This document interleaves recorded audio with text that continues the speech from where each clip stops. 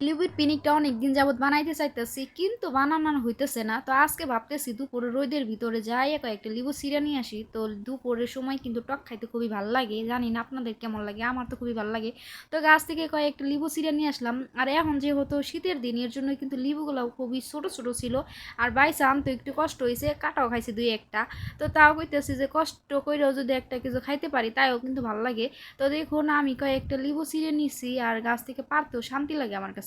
তো দেখুন টাস করে পানিতে ফেলাই দিলাম লিবুগুলো, আর এখন হয়েছে স্লাইড করে কাটিয়ে নিবো। আর সবাই কইতেছে আপু আপনি কিন্তু একদম পাতলা করে কাটবেন, এই লিবুর পিনিক কিন্তু পাতলা না হইলে ভাল লাগে না, তিতা লাগে। মানে জ্ঞান দেওয়ার সময় কেউ আর জ্ঞান কম দেয় না। তো তাও কইতেছে আচ্ছা ঠিক আছে, আমি করতেছি আমার মতো করে।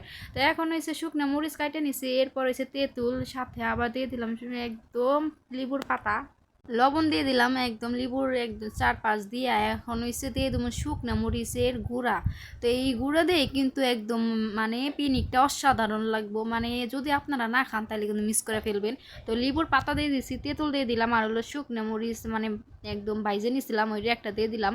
তো এই পিনিকটাই কিন্তু আসল মজাই কিন্তু আপনার তেঁতুল, মানে তেঁতুল দিয়ে খাইলে কিন্তু একদম ভালো লাগে, একদম কষলাই কষলাই মা খাই নিতেছি। আর মা খানোর পর হাত না জ্বলতেছিল, কিন্তু খাইয়ে যে শান্তি লাগছে।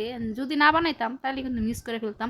এগুলো কিন্তু অনেক বিক্রি করে, আমি কিন্তু দেখি আসার সময়, তো মাঝে মধ্যে খাইছি। আজকে ভাবলাম আমি ওনাদের মতো বানানোর ট্রাই করে দেখি। তো দেখার পরে দেখি আমারটাই বেশি মজা হয়েছে ওনাদের থেকে। তো দেখুন কেমন হয়েছে, আপনারা অবশ্যই বলবেন কেমন হয়েছে, আপনারা বানাবেন একদিন।